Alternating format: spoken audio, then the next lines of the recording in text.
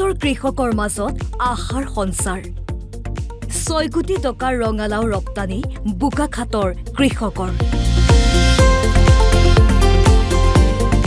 বোকাখাতৰ কৃষকৰ সহায়ৰ হাত অতুল বৰাৰ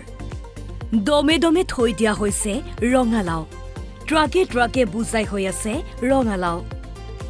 এয়া বহিৰাজ্যৰ দৃশ্য নহয় এই দৃশ্য বোকাখাতৰ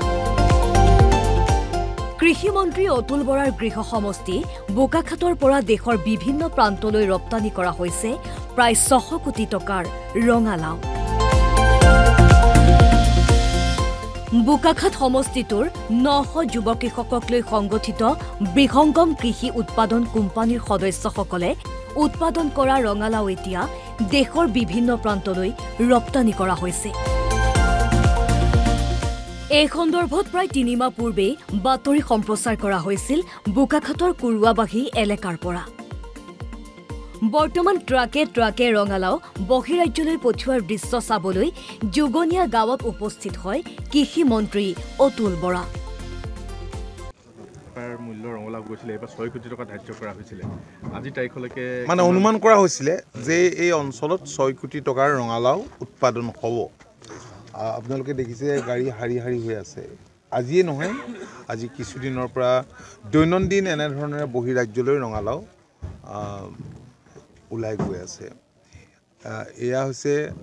বৃহৎ অঞ্চলটোৰ কৃষকৰ পৰিশ্ৰমৰ ফল আৰু ইয়াৰ পৰা আপোনালোকে জানি সুখী হ'ব যে প্ৰায় 6 কোটি টকা আমাৰ কৃষকসকলে লাভ কৰিব অকল কুৰুৱাবাৰীতে ইয়াৰ কাষতে দিছৈ আৰু মধ্যমহুৰা পঞ্চায়ততো এই খেতি কৰিছে তাতো কিছু হৈছে কিন্তু বেছিভাগ ইয়াৰ সিংহভাগ ইয়াৰ আৰু বিহংগম কৃষি উৎপাদক গোটো ইয়াত জড়িত হৈ আছে গৃহ সমষ্টিৰ কৃষকৰ এই সফলতাৰ অনুভূতি নিজ হাতেৰে স্পৰ্শ কৰিবলৈ মন্ত্ৰী অতুল বৰাই হাতত তুলি ল'লে একোটা ৰঙালাও বোকাখাতৰ কুৰুৱাবাহী দিছৈ মৰি ধনশিৰি আৰু উত্তৰ মহুৰা আদি পঞ্চায়ত এলেকাত হোৱা ৰঙালাওৰ উৎপাদিত ফচল দেখি উৎফুল্লিত হৈছে কৃষি মন্ত্ৰীগৰাকী ৰাজ্যখনৰ বিভিন্ন ঠাইত যিবিলাক খেতিয়কে কপালৰ ঘাম মাটিত পেলায় নিজৰ ভৰিৰ ওপৰত থিয় দিছে স্বাৱলম্বী হৈছে আৰু আনকো স্বাৱলম্বনৰ পথ দেখুৱাইছে এই কথাবোৰ দৈনন্দিন প্ৰকাশ হৈ থকাৰ কাৰণে বহুত শিক্ষিত যুৱক আগ্ৰহী হৈছে আৰু চৰকাৰেও যথেষ্টখিনি যথাসম্ভৱ ছাপোৰ্ট দিবলৈ কৃষকসকলক চেষ্টা কৰিছে আমাৰ কৃষকসকল যাতে স্বনিৰ্ভৰশীল হ'ব পাৰে আমাৰ ৰাইজ যাতে স্বনিৰ্ভৰশীল হ'ব পাৰে তাৰ কাৰণে চৰকাৰখনে চেষ্টা অব্যাহত ৰাখিছে মই ভাবোঁ চৰকাৰখনে আমাৰ বিভাগে যিবিলাক পদক্ষেপ গ্ৰহণ কৰিছে আৰু তাৰ কাৰণে কৃষকসকল এতিয়া উৎসাহী হৈ এনে কৰ্মত নিজকে জড়িত কৰিছে মই কৃষকসকলক মই আন্তৰিক ধন্যবাদ আৰু কৃতজ্ঞতা জনাইছোঁ এই বৃহৎ অঞ্চলৰ কৃষকসকলক কেৱল ৰবি শস্যৰ ওপৰত নিৰ্ভৰশীল বোকাখাতৰ বান অধ্যুষিত অঞ্চলটোৰ ৰাইজে শেহতীয়াকৈ ৰঙালাও খেতিৰ ওপৰত অধিক গুৰুত্ব দিয়া দেখা গৈছে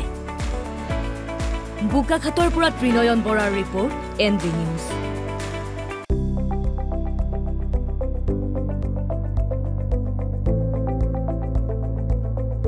NB নিউজ